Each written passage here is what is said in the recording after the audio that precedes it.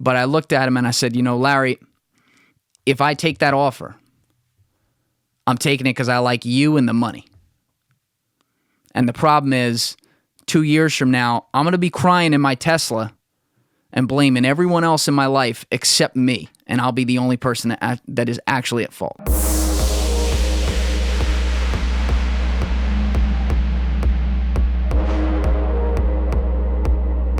For today's podcast, I want to do something a little bit different. And this is really by popular demand. I have said how over the first few weeks of doing this, I've had a chance to speak with a ton of you, including people I don't know. And it's been on the phone, it's been in DMs, it's been in texts, and there's been a lot of lengthy conversations, which help me a ton. I mean, that's what I need. I need feedback across every part of the spectrum, good and bad. And I've gotten it. And so we'll talk about that today too and give some direction. But one of the main things people have been asking me, including people that I'm good friends with or even very close friends with in some cases who I didn't talk about this podcast with until it was released. One of the things they were asking me is, why are you doing this?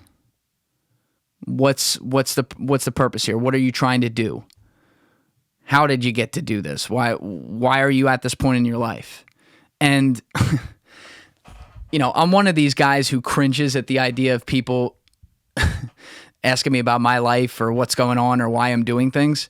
But frankly, I'm in the business now of talking into a camera and into a microphone and spewing what's on my mind and bringing in cool people, hopefully, to spew what's on theirs. And so in that light, I have to be able to be comfortable with talking about some of these things. And in some cases, I guess, talking about myself. So some of that is going to occur today. And I guess I'm just going to have to get used to that. On that point, I think I should kind of go through my experience, especially those of you who don't know me at all who are listening, and give you an idea of how I arrived at this point. So for me, it started like a lot of us, graduating college and trying to figure out what the hell to do with my life. And I came out of college and I'd always been one of those guys who just kind of did the next thing that was put on the plate in front of me. What I mean by that is there were like these expectations, even if they weren't told to me by my parents or older people in my life or whatever. It was this idea, maybe society telling me that, like, okay, you do this, then you do that, then you do that, then you do that, and so on. And then eventually it gets to the point where it's like you die. And not to oversimplify it, but that's how I lived a lot of my life. I just did the next thing. I worked hard in school, did pretty well there. And then once school was coming to an end, with college ending, it was like, okay, well, now you get a job. And you get a respectable job. And you go out and you do something and you earn money. And then you grow through that. And eventually you have a 401k, a family, kids, the whole bit. And you retire at 65 and go to a beach somewhere. Again, oversimplifying it. But that's how we look at life. That's kind of what the sale is. And there are a lot of people who do that and have a lot of happiness. And maybe they are also lucky enough to find the thing they really want to do coming out of college. Maybe many of you can say that right now. For me, I didn't necessarily find that. I thought I had, but I didn't get there. Because what I thought is, okay, graduating business school, I'm supposed to go get a job in business. Oh, let's look at finance. And so I got a job in finance, and specifically I was working with ultra high net worth individuals and corporate plans and sometimes things related to like SEC rules, like 10b5-1 plans, things like that. I don't want to get too much in the minutia, but it was a big deal. In my opinion, it was a very good job. And more importantly, I was hired by my friend's dad, who really became like a second dad to me and somebody who I love to this day. And as far as what my worldview is and how I was able to get there, is somebody who I owe a debt of gratitude I could probably never repay. But even as I had that relationship with him, and I had that relationship with my team as well, our team was amazing. As the years went on, I started to figure out that, this is not what I want to do with my life. And working with ultra high net worth individuals, dealing with money problems, you learn a lot. You see people at their strongest moments and you see them at their weakest ones. And you also see how money can play a role in everything in life, for better or worse. And so the crash course real life education you get from that is, you can't just really get that. You can only get that doing it. So doing that job for 4 or 5 years was something that I wouldn't trade for the world. And the other reason I wouldn't trade it for the world is because a big part of my job was my boss empowering me to go out there and just meet people in the world. Movers and shakers. Figure out who talks to who, why, how this industry works, how that job works, and build a network and build relationships, and then eventually get business from said relationships. And I took that very seriously. And that's what I did. I saw myself as a connector, as somebody who was constantly trying to ask people how things worked. And I actually was speaking today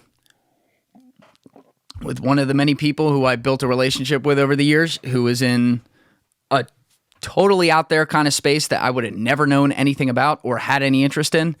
And he was asking me about this podcast, and he said, Julian, I think you're in the right place because you have literally made a career out of meeting people to ask questions to learn more. And now that is exactly what you're doing on camera when you're bringing people in, or even when you're just doing a solo podcast and trying to open up the conversation on things. And that was very fulfilling for me because that is what I did. And I enjoyed that aspect of the job. But I started to see some things in the industry that I wasn't in love with. And I guess I got to a point where I had to separate myself from my boss because, again, he's in his early 50s. He's had an unbelievable career. He manages money in the billions, like with a B, and has pretty much seen it all at this point. And he's the kind of guy who loves what he does and I think is going to do it for a very long time. But if he wanted to walk away tomorrow, he probably could. So he was coming at it from a different lens than I was. Whereas I was in my 20s, I was looking at this as a future, building a business, building these relationships, and then accruing assets over the years and becoming him. And so a big part of how to do that and what you rely on is, well, what is the industry doing and how much is this a value add moving forward? And what I found is, number one, to get into my boss's stratosphere and deal exclusively with the types of people he was dealing with who, I'm jaded with money for the rest of my life because he dealt with people who had tens of millions or hundreds of millions of dollars at all times. So now no amount of money really impresses me, which I don't really know what to think of that. But to get there, you got to spend a lot of years getting there. That's my point. You have to deal with much smaller individuals maybe at the beginning and work your way up to that. And I knew that was a game of time. And so with time comes changes. And some of the changes I saw in our industry, especially as things changed after 2008 and 2009, which obviously I wasn't there for the first 10 years that happened, 8, 9, 10 years. But the way the industry was shifting, the rules and the regulation, and some of the lack of innovation and some of the clamping down on innovation that I saw scared me. I also looked across at Wall Street and I saw guys who had been traders in 2005, 2006, making millions of dollars in some cases, who were now out of a job. I have too many examples of that to count. I saw automation coming in pretty much everywhere. It wasn't really a question of if, it was a question of when for the rest of the industry.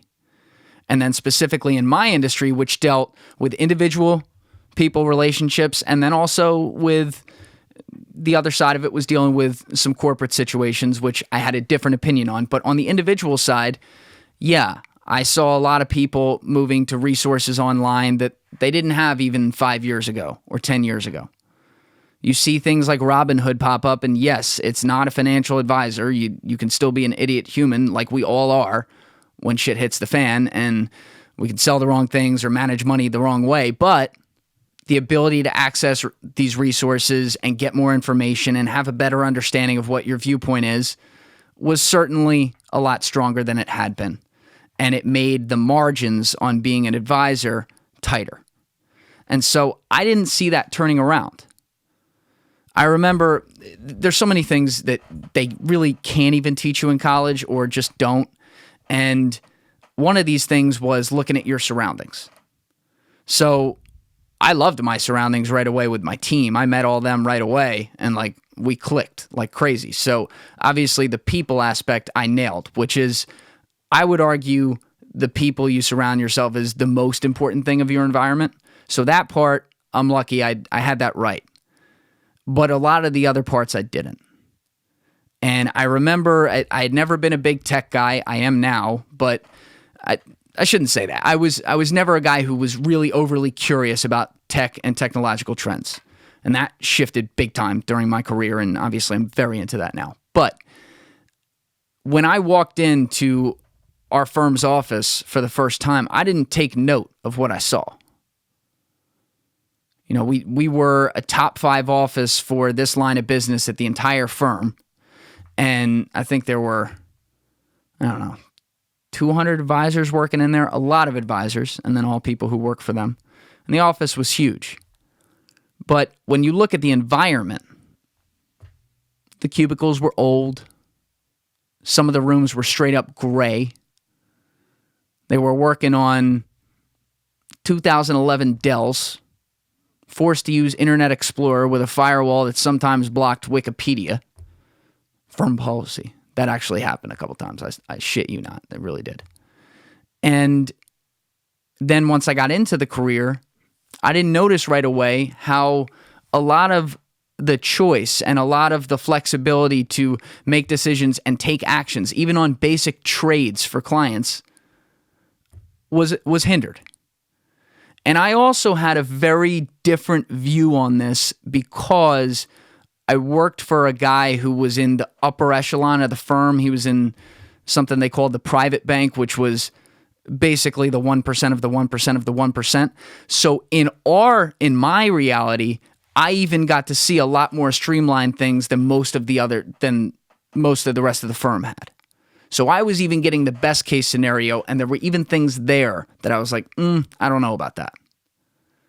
And so once I started to get more into the world, which is what my boss hired me to do, get out there, meet people, understand what's going on, I started to realize that a lot of things that other places just had as an expectation in their workflow and in the technology they leverage and how they do business, that a lot of other people had, we weren't even able to do. And so I questioned this.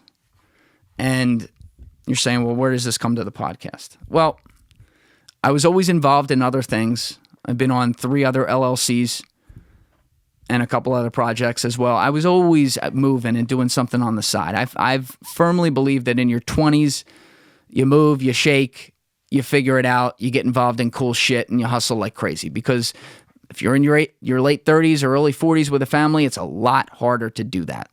So if I was going to jump into things and discover stuff, now was the time. And I was in a job that literally enabled that too. And as I got more involved with some of these projects, I started to get curious about things like marketing and things like online culture and how the internet was changing society. And then obviously, as I already alluded to, moving into how technology was changing things and what that was going to mean. I met a lot of people in even like the cryptocurrency space, or I shouldn't even say that, in the blockchain space, who were just operating on a whole nother wavelength than I had ever operated, and I thought that shit was so cool. And so then I'd go back to my office and I'd sit down at this 2011 workstation with Internet Explorer and look at the gray slab walls around me and the carpet that hadn't been replaced in 25 years. And the kitchen, was basically out of a 1970s Good Housekeeping magazine. And I'd say, what am I doing? And that doesn't mean that other people can't have that job and really like it and are cool with that. But for someone like me who was constantly looking at what's next and what's going to change what we're doing 10 years from now, 15 years from now, 20 years from now, this wasn't it. And I remember bringing my cousin was staying with me a couple years ago, maybe year and a half ago, something like that, for a couple days. And I took her by the office on a Saturday very quickly because I had to grab something. So I took her upstairs with me. And I said, you're a marketing major, right? And she said, yeah. I was like, okay, tell me what you see. She's like, what do you mean? I said, I'm going to show you the office. Just tell me what you see. What do you think? What do you think happens here when you look at it? And the words she was using to describe it were not new school words. They were not innovative words. They were not things that evoked, hey, this is on the cutting edge. And I don't remember exactly what she said, but it was clear.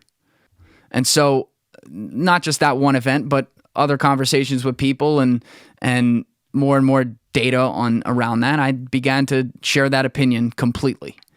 And I couldn't get out of my head.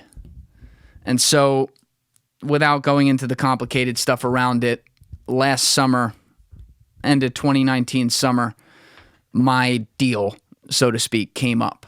And now my boss was, assuming he liked me, was going to be able to come in and offer me some sort of contract to basically bring me into the inner sanctum with him. And he did. He gave me an unbelievably generous offer, far beyond my expectations, and cemented all the confidence I had that he believed in me in the offer. And I looked at him and said, I can't take it. And it killed me to do that. I put it off for a few weeks to tell him because I didn't even know how. And I wanted to also be sure, like I wasn't crazy. But I looked at him and I said, Larry, if I take that offer, I'm taking it because I like you and the money. And the problem is, 2 years from now, I'm going to be crying in my Tesla and blaming everyone else in my life except me. And I'll be the only person that is actually at fault. And I know it broke him up and it was hard for me and hard for him, but I won't go into some of the things he said to me at the time, but he understood. And a lot of what he said validated how I felt. And I realized I was fighting this for too long and this wasn't where I was supposed to be. As an example, working at the bank, you can't do anything online. I mean, if you put your LinkedIn through them, which is like, one of the lower end social platforms, you couldn't even post anything without putting it through 6 offices at the firm. So doing things on social media, talking about your business, you can't do any of that. Like completely against modern day standards. And that just wasn't it for me. That was one of the many things, but I knew that was something I was fighting for a long time. I couldn't even put out content on side stuff I was working about because I was worried about the compliance there. And I'm like, this is not good for anybody. Definitely wasn't. It just wasn't good for anybody. And so Larry was like, hey, start kicking the tires on some stuff. And obviously you're doing a great job here. So while you're figuring it out, can you stay? And I said, absolutely. Which he did not have to do at all, but he did because he's a great guy. And so I began looking around. I reached out to some mentors, had some people who helped me out, and started looking at other industries like marketing and things like that. And as I came towards the end of 2019, I had really been hitting the ground hard. And the thing was, I was making an industry shift. And I recognized that this is not, you don't just go from like high-end finance to content marketing. People look at that and they go, what's happening here? So I was not in the business of going after jobs that had stable pay or anything like that. I was in the business of going after jobs that paid $38,000 a year in New York fucking city. That is what I was going after. I was like, okay, people need to give me a shot, and to give me a shot, they need to do it on something low risk, and then I know I can prove myself based on some of the side work I had done and the hunger I had to go do this. And throughout the whole end of 2019, I kept on hearing people saying, nah, wouldn't even look at me. I got stood up from interviews sometimes. I will never forget some of those because people are under no obligation to interview me whatsoever. I don't have that expectation at all. But when you schedule stuff with me and I do everything I'm supposed to do, and you repeatedly, in one case, someone stood me up 3 times with my follow-ups and everything, that's bad business. And I took that personally. Other than that, I didn't really take much of it personally. I was just like, wow, this is really hard. And my mind was always going with all these things I thought I could do or knew I could do. And I couldn't put my finger on, well, no, this is exactly what I'm going to do, and here's how it's going to be done. And one of my goals had been like, hey, I know I'm going to want to go start some company or start a business, whatever, with some other people who I really love, where we're aligned on something that we all want to go after and are passionate about. But before I do that, I want to go and work in an industry that speaks the language more towards the things that I might start a business in. I want to go learn from the people who have been doing that. I can sit here and say, all right, I've done some of my street work on the side with LLCs and call that experience. But to me, it was like, well, maybe it's not. Maybe I really do got to go in there and sit behind someone, even if they're like not that talented, but they know what's going on and they can show me all the little things and the lingo that I can't get, never having worked in other industries like that. And so as 2020 came in, I kept going. I was trying very, very hard. And repeatedly, again, I heard go fuck yourself a lot of times. And to be fair, most people didn't say that. Pretty much everyone I dealt with was extremely nice. And some of the people like I still talk to a little bit and let them know what I'm doing. And I appreciate them even taking the time. But when it got into February, I realized that this couldn't go on forever. I didn't want to keep hanging around at my job, and maybe I needed to do some gig work or whatever. And February was really interesting because something had happened right at the end of January that at least got some things started. And this is where the podcast comes in. To be very clear, when I first really hatched this, I had no plan. It was something I was thinking about in November and December and starting to look into a little bit, just on the side, didn't tell anyone about it, because I did keep on hearing no, and I started thinking about other things I could do as well. But at the end of January, I went to do a shoot for my buddy Ty and his company, Athletes United. And so they were getting a bunch of action shots that day. It's a lacrosse training company, and he's got a big program. But they were doing a bunch of action shots in an indoor facility at the end of January. And he was like, hey, can you come down and do some interviews too on camera and interview me and the co-founder, Andrew? I said, hell yeah, no problem. And so by the time we went to do it on that Sunday night, we'd been there for like 6 hours. They had finished all the other shots, and they literally had like a camp in there that day with a lot of high school players.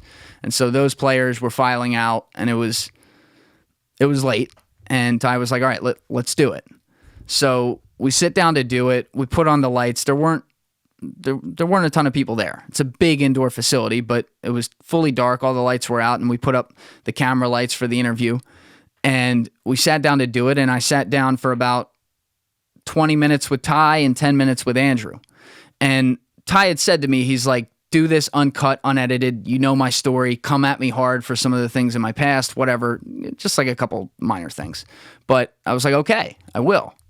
And so we sat down and we did that, and it was a very direct kind of made you think type interview, and Ty was excellent, and I was just in the moment. So I'm getting this done, and then Ty gets up, and Andrew sits right down, and I do the same thing with Andrew. And then at the end of the Andrew interview, they yell cut. And at this point, I'd been facing the two of them like pretty much the whole time. So I finally kind of sit back, and the bright lights go off, and they turn on some of the building lights. And there's like, I don't know, 30, 40 people sitting there watching this. And they weren't there when I started. I had seen while I was doing the interview, I saw a few people out of the corner of my eye straight across, but I was thinking, there's 5, 10 people there, whatever. But there were a lot. And several people came up to me sometimes like with other people and just speaking for the group, I guess. And they're like, bro, do you have a podcast? And be like, nah, I don't have one. What the hell am I going to do with a podcast? And they're like, you need a podcast. And again, I'd heard this a bunch, but I was like, okay. And then it just kept happening. And then I went to leave and I was in the car. I had like an hour and a half drive home to North Jersey. And I was thinking to myself, should I do this? Like, I am getting turned down everywhere I go, no matter what job I go after. And all these people are telling me consistently, like, Julian, you have a nice resume from finance. We're not sure how it makes sense here. And as far as the type of work you're looking at, you don't really have a public resume. That was the common line. And so I was like, all right, if I do this, I'm going to do it right. I'm going to build a studio. I'm doing it on camera. I'm going to get as high quality sound as I can. I need to learn how to do all this stuff, whatever. And so, again, no plan. It was just a thought in the back of my head. Like, I almost went into it like subconsciously. And so throughout February, I was going after all these jobs. I wasn't even thinking about a podcast, except for the fact that I was thinking about a podcast during my free time and researching all the equipment and going to places like B&H Photo and learning about all of it. It was just kind of like this little side hobby with no idea of like when or how or what.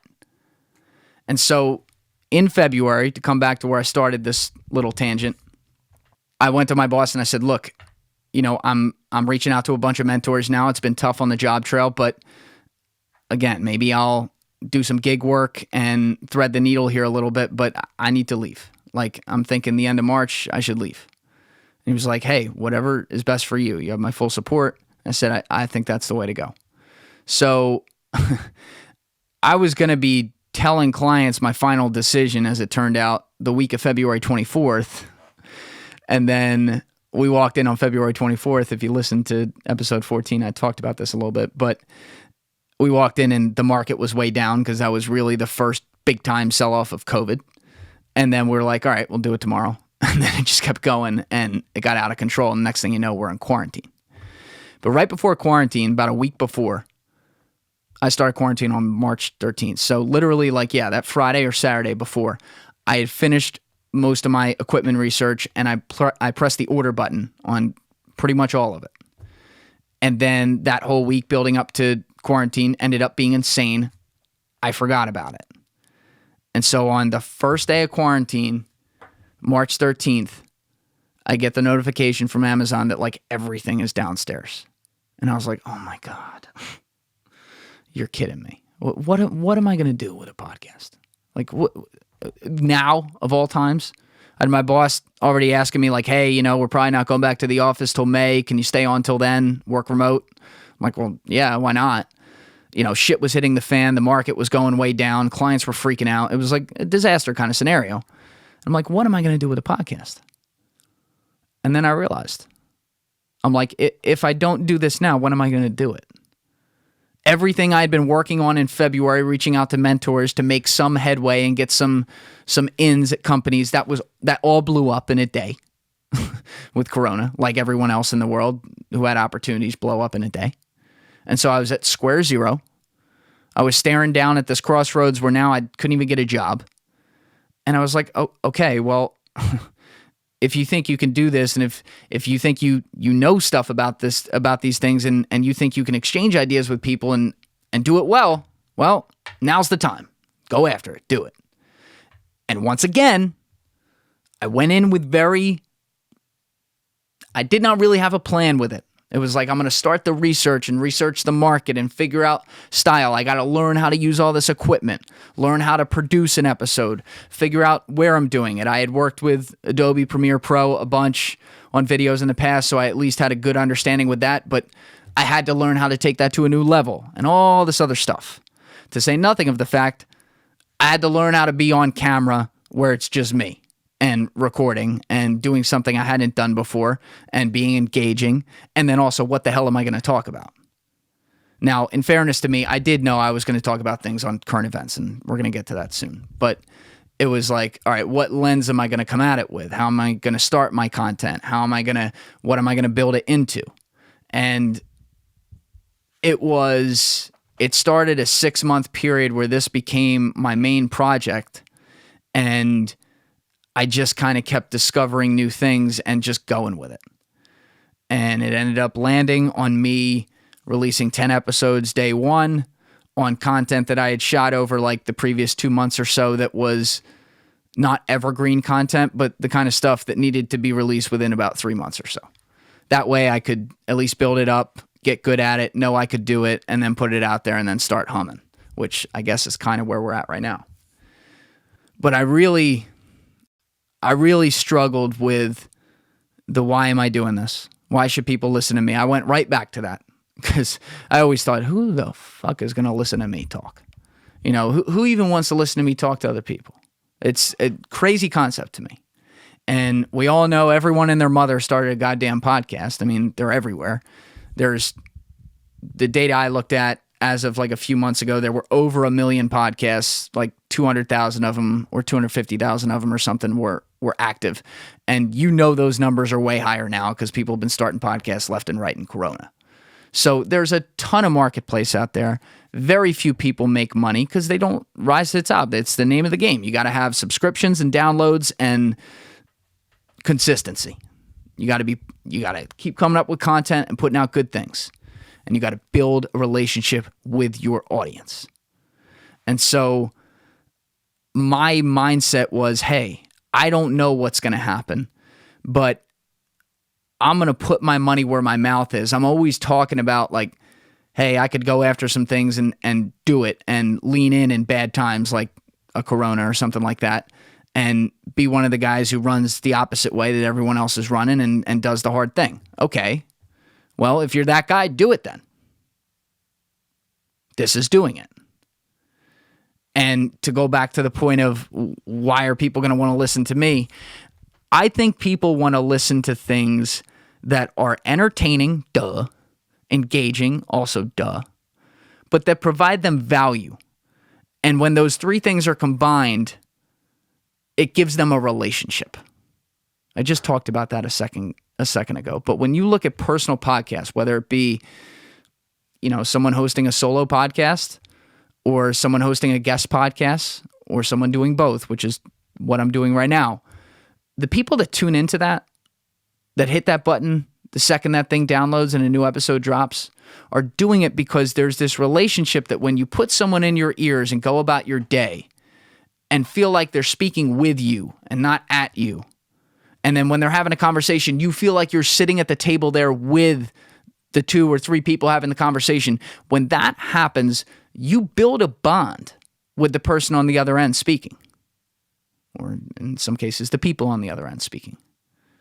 And so for me, I felt like if I worked hard enough and I put my money where my mouth is with my ability to talk about culture and talk about things that are going on and put it in a bright new lens that isn't just what you read in the last social media post somewhere. If I could put that all together, then maybe I could really give people something that became a part of their day or their week and something that they truly enjoyed and looked forward to and would want to tell other people about. That was the thought. And the topics, the idea I ended up chasing, if you read my podcast description, I believe in simplicity and being short and to the point. Like in my opinion, all my episode descriptions are too long, but part of that's like having at least a little bit of SEO, which I ignore a lot of, but when it comes to descriptions, I'm going to do that, not to shoot myself in the foot. But when I did my description, it ended up being one sentence. A podcast where hot takes meet context and ideas meet conversation. Doesn't really tell you exactly what, but it gives you a feeling of how and why it's happening. And then you can kind of guess when it's under society and culture as its main subcategory that I'm talking about things that are going on in society and culture. That's the idea. But when people come in here, I want them to feel like whatever's been going on outside that's got them worked up or got them thinking about things or excited about things, we're going to hit on. I say we because I am having other people come in here. This is starting to happen now. There's a lot of people lined up right now. I want people to feel like they're a part of the conversation too, whether it's just me or multiple people in here. And I think I can deliver that because so few podcasts do it. Now, theme-wise, I want to focus on things that we all wonder about. And when I say theme, I'm not just talking like, all right, the current events and the news and relevant shit happening and breaking it down and providing analysis and talking about it. No. When I talk about themes, I'm talking about the things that make us all similar based on what we see in the world and how we feel in it. It's like I just took a brownie here and you're wondering why I'm about to get all existentially like crazy on you. Bear with me. Things like purpose, things like what defines success, things like the concept of hard work in an automated economy, things like, what does the future hold for the younger generations as far as potential and possibility and the ability to chase the American dream? These are really, really loaded themes. These are the kinds of things that you don't even realize they're coming up, but they do. And I want to hit on those. I want to speak those languages. I have a lot of the same worries and fears and questions that you do. I'm sure I do. And I want to give a platform where I bring in all different people here to talk about their lives and talk about what they got going on, but also talk about what's going on and what they think about it. So on that point, and I hope you're okay with the ramble today. I just want to hit all these things so that you really get a feel, especially people who don't know me, you get a feel for where I'm coming from and what I'm about here. But on that point, to be crystal clear, if I never had to do a solo podcast, I never would. The reason I did that is, there's a few reasons. Number one, it was Corona, and I needed to build content. And I wasn't getting a ton of people coming in here during the peak of the pandemic. Let's just be honest. Number two, I needed to get good at it, which means I had to try and fail a lot myself. And so in doing that, I'm going to create content. And then it'll be content that I put out. That's a solo podcast. Number three, and this is a little bit of the ego, but it was for myself to be able to prove it. A solo podcast is by far a solo, non-read podcast, meaning you're not reading a script. I hate those ones. Is by far the hardest type of podcast to do. It is just you, especially if you're on camera. And I'm not just saying that because I do it. There are other people who do it too, and it's hard. Like someone asked me, one of my really good friends asked me like the day I dropped it, he goes, how weird is it talking to yourself for like an hour and a half? I said, bro, I'd tell you it's weird, but then I'd tell you that it's usually about 4 hours because I fuck it up for the first 3. And it is. Like, sitting here right now, there's no one in this place with me. It's just me. I don't even have a producer in here. It's a little weird. But if you can pull it off and hold that conversation and keep people engaged and bring up interesting shit, then you can do anything when it comes to podcasting. Like when I brought in Sydney and when I brought in Terrence, oh my God, cake. It was great. We turned on the cameras. We forgot they were there. And I actually have another human being to bounce ideas off of, which is why I say if I never had to do a solo podcast again, it would be too soon. And the reason is, as much research as I might do, or as passionate on a topic as I might be, or as entertaining as I might be in some cases, cringes to make me say that, but some people have said that, so we'll go with it.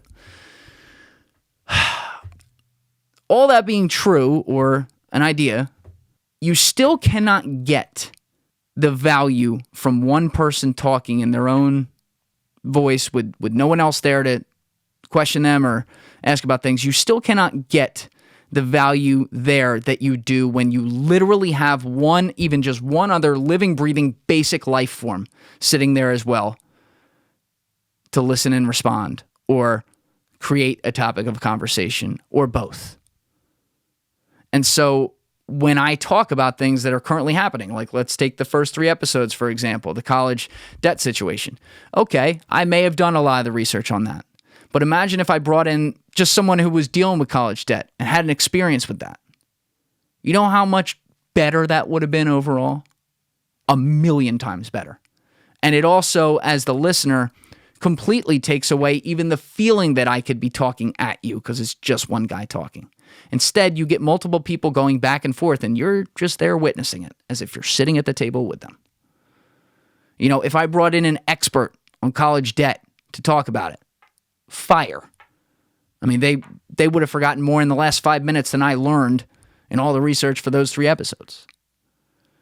And so I knew that's what I wanted to go to, but I want to do in-studio guests. I want to sit down and have long-form conversations, and I want to be able to have the credibility to do it. So right now, building my library, doing my thing, putting out quality content, showing that I am capable of doing it myself as well, at least is a little different and at least makes people go, okay, he's not fucking around. That's why I'm doing those. But, as I might have said this earlier, but we do have a lot of guests coming up now. And if I can get it to a point where it's pretty much always a guest every week, great. My goal right now is 1 episode a week. If there are weeks where I have a couple, I'm going to put out a couple. But I want to give you 1 a week unless I'm on vacation. And even when I'm on vacation, I want to have one built up to be able to give it to you. And with the guests, you're going to notice a difference in the content. And that's why I bring that up specifically. So in the first 10 that I dropped, you had 2 guest episodes. And then the 4 I've done since then are all solo episodes. So you've had 2 guest episodes total. The first one was Sydney, talking about the creative process. And that one, I was like, hey, you want to just turn the camera on? And she said, yeah, because we were there, we were working on the music, and we did. And I cut it at an hour. I cut it. And I don't like doing that. But she's also my cousin, kind of like my sister. I know everything there is to know about her. So we got a lot out in that hour that you normally wouldn't get out in a regular conversation with someone you don't know extremely, extremely, extremely well, everything about them. So I still even cut it off, but that one got good feedback because people were like, oh yeah, I really understood where she was coming from and what she was about. And that's the goal. But the next one I did was with Terrence, which was number 10, which of all the episodes in the feedback I've gotten, the strongest feedback and the most visceral feedback of that was, I really enjoyed that one, was the Terrence one. And that's the model I'm looking for when I bring in guests. With Terrence, I was bringing him in to talk about, knowing what his expertise was, a very uncomfortable topic. If you haven't heard it, that was the episode where we talked about the social unrest and some of the racial unrest that's been happening in this country this year. And there were a lot of touchy subjects that I was sure were going to come up. But sitting down there and having that conversation with him for that length of time where there was just cameras on and we were just talking, bullshitting like regular and actually getting somewhere and having a conversation around these difficult things, that made it something where people could just toss it in their ears and get a perspective on something that usually they just hear people screaming at each other about and feel like they were there. That was my number one thing that I got from a lot of different people who all checked the box of my target demographics, who were saying, I felt like I was sitting at the table with you guys. That's what we want to do. And so one thing I want to touch on here is that you will notice the length of my solo podcasts have been, the shortest one was about 45 minutes, but most of them are about an hour, and one ran to about 124, which is really the highest I ever want to go. I don't like listening to myself talk for an hour and 24 minutes. So again, I guess I got to get used to that. But anyway, you, however, would see that the Terrence episode was, 2 hours and 35 or 40 minutes. When it's a conversation, I'm not putting a clock on it. It's also not outlined. It's not an interview at all. I made that clear in that intro. I don't do interviews.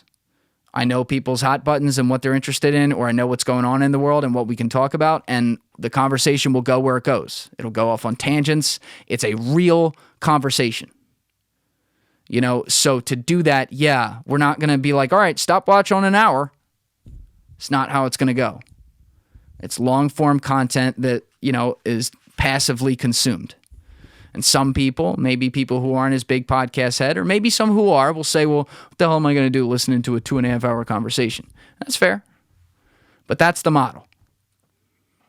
Just like in basketball, you look at Michael Jordan and LeBron James, what do? That's what I should do. Okay, well, look at podcasting.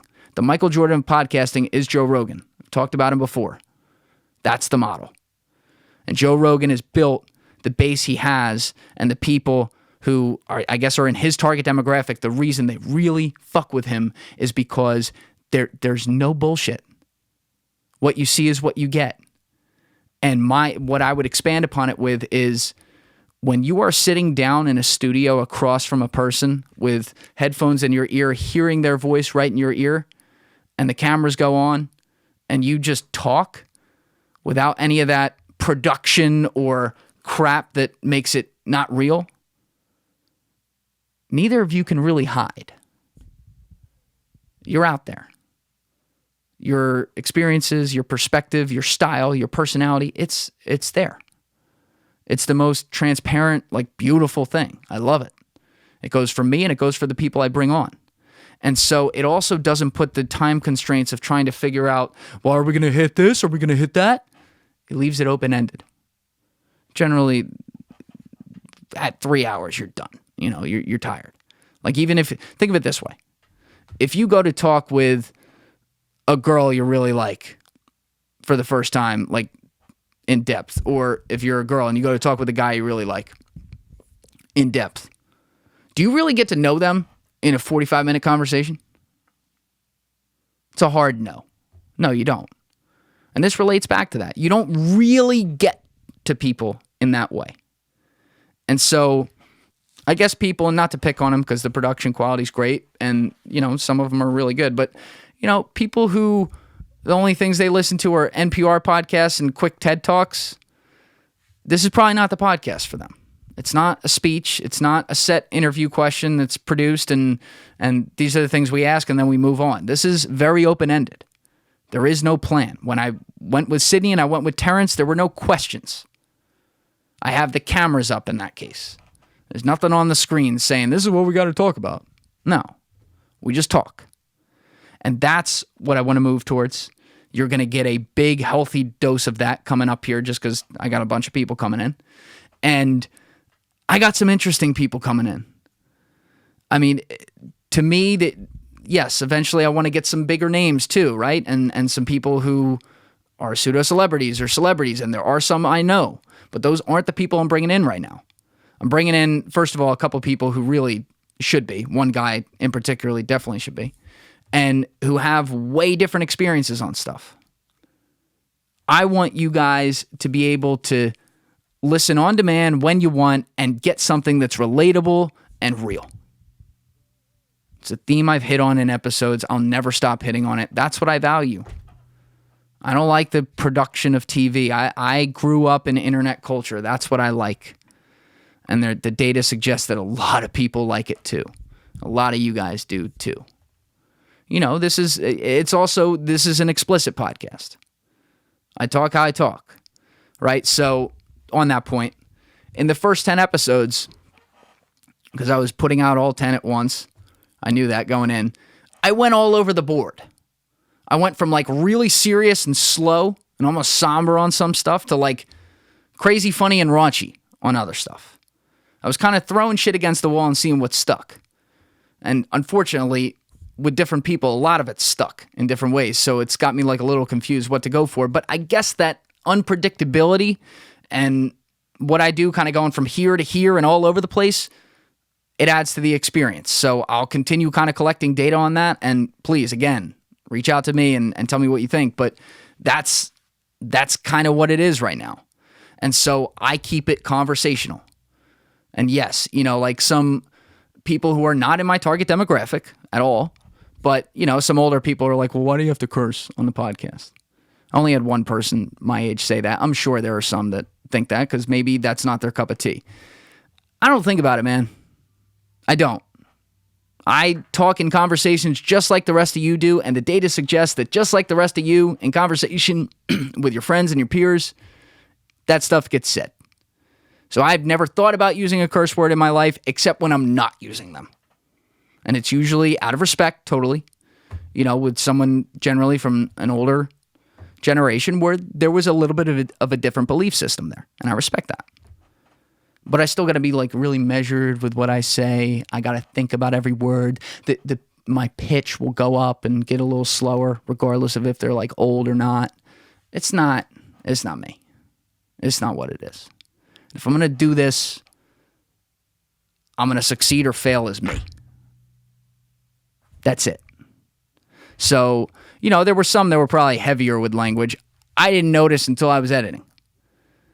So if that's not your biggest cup of tea on those episodes, I fully understand if you're not into that. But like as an example, number 12, the second part of the influencer series, that was kind of the negative one of the three where I was really attacking influencers.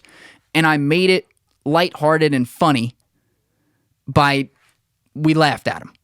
And I did it by being a little bit of a comedian in some cases. And of course, there was very heavy language in that one. So things like that will happen. And I really that was one of my favorite episodes because I also loved how that one closed, because you took this kind of funny episode that went all over the place to, hey, let's actually talk about where we're at fault with this and look ourselves in the mirror. And I love that. And I hope you guys did too. If you didn't, let me know. But that's the type of vibe where I like that all over the place kind of unpredictability to the content. So that you can also expect. But I want to make sure I have a few bullet points that I just wanted to make sure I hit. I haven't been looking, but I think I pretty much hit all of them. Told you about the number of pods per week. Like I want to do at least one a week. And some weeks, if I have 2 or 3, I'll put out 2 or 3. And to go back to the far initial point of why are you doing this and what's the goal, to kind of close on that. One big reason I'm doing it is to say I'm doing it. Putting yourself out there, marketing it, running the whole thing, it drives me nuts. I mean, it's a lot of work. It is what it is. But being that entrepreneur and being able to say no matter what happens, like I did it, I worked my balls off, and not a lot of people ever do that type of thing. Yeah, like that's a part of it. Another part of it is I never want someone to tell me I don't have a public resume again. That's why I have the YouTube channel. My engagement is on the audio channels, and I want to keep it that way because that's really how you build credibility with a podcast. So, the YouTube engagement's not crazy. But the people who go on there, they watch for hours. I mean, my watch hours are pretty nuts. And what I'll say is that it's my library. You can't hide a camera. You either have the studio and have the content and have the quality and have the sheer volume of content that you do, or you don't. And on YouTube, there is a literal visual aspect of it. And so that's why I put that there. Clearly, I don't put it there for the views. That goes without saying. And then I give you snippets of that on social media. I have to market myself. I have to remind people I'm doing this every week because, one thing that I think we take for granted big time is people's attention. And this is, I want to say this real quick. This is very, very important. I think I heard, maybe it was Jesse Itzler say this once. He was like, there's 30,000 to 50,000 decision points that a human being makes per day in the modern era. Like the amount of stress that puts on your brain. And I've never researched it farther, so I don't know all the chemicals and the science behind it. But you and I can both imagine that's fucking crazy. Part of those decision points now, a big part of them, are what we do with even our smallest off moments. Do we check a text or do we check Instagram? Do we scroll or do we go to stories? Do we call this guy or do we put the phone down and go for a walk? So when people are going onto social media, let's take Instagram for an example. The idea that on one of my 1 or 2 weekly videos a week on IGTV, the idea that somebody is going to stop their finger on their feed, especially of the people that follow me, like people who don't really know me, stop their finger on the feed, engage with my video for 10 to 15 seconds even, and then on top of that, make a decision to leave that app and go to another app and type in my name or my podcast name to look it up and review the page. And then on top of that, maybe click an episode and say, I'll give it 3 minutes and see how I like it. That ask of people is enormous. And I think people take this for granted. I don't. Like, even if you watch 2 seconds of my Instagram story, that's a win. And that's like, thank you for doing that. So I have to do it consistently because if I put it out and 400 people see it, 500 people see it, but really 2, like really get into it for the first time, that's 2 more people that I'm making a bet they're going to come in, click one of my episodes, start listening and go, oh, this isn't bad. This is really cool. Like, that's what I'm trying to do there. And so any of you who have a business, doesn't have to be a podcast or something, even with like where content is your main value play. Put it out there. Just do it. Don't invade people. I keep my content pretty much towards my business stuff now. I don't put up unnecessary stories or unnecessary posts. I'm focused on this. And like, if people want to unfollow me because they don't like that, that is their right. And they're probably not someone that I would be targeting anyway, I guess, in that scenario. But like, put it up. Do it. And just understand, you can't expect that like these people are just going to come in and adopt it right away. You got to break down the levee. And that's something, thank God, I knew that hardcore going into this. To me, like, if I got 5 listeners on my first 10 episodes, that was a lot. And I got a lot more than that, which was shocking. You know, but even then growing it, that's how the growth goes. And then eventually you kind of have that moment, but you got to get to that moment. The people who get that moment right away are very rare, and they very rarely keep it after that. So for me, yeah, I wanted to just do the damn thing, and I wanted to have the public resume. And then, yeah, I was like, well, once I was putting all the effort into it and doing it and realizing like I feel great doing this. I'm in my zone. I love this shit. I live for this shit.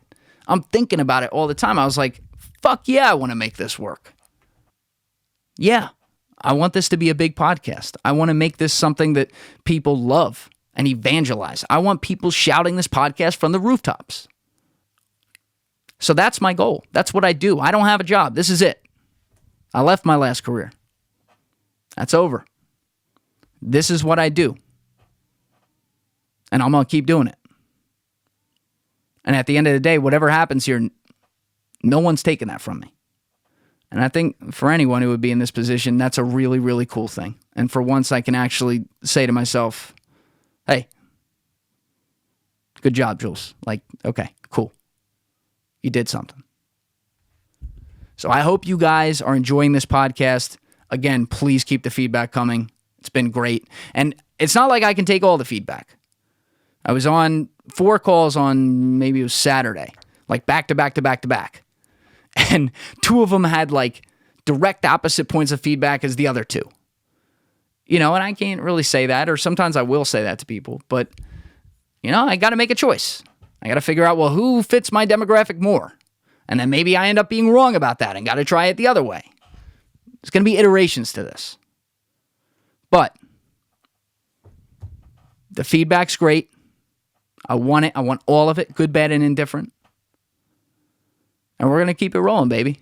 I'm very excited about all the guest ones coming up. You can really get a feel for the types of people that I'm interested in speaking with and what you can expect there moving forward. And my number one thing with guests is that I bring on people and just in life talk to people who I view as special. All my friends, I see that thing in them where even if they aren't doing it, I'm like, wow, they're really special because of this.